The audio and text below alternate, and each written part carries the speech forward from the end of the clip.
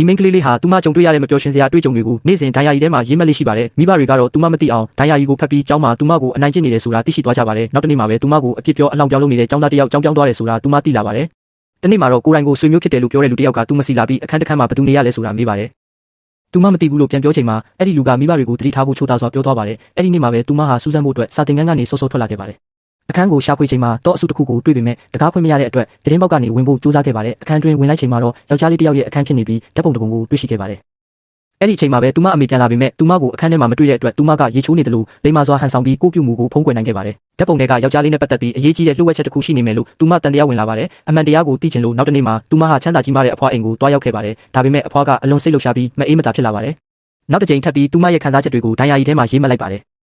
မိဘတွေကဒိုင်ယာရီကိုထပ်မံဖတ်ကြည့်တဲ့အခါသူမကသူမရဲ့အကောင်းဆုံးတငယ်ချင်းကိုမတက်ခဲ့ဘူးဆိုတာနဲ့ဆံမရှိတဲ့မိန်းကလေးကပဲတကယ်အပြစ်သားဖြစ်တယ်ဆိုတာသိရှိသွားကြပါတယ်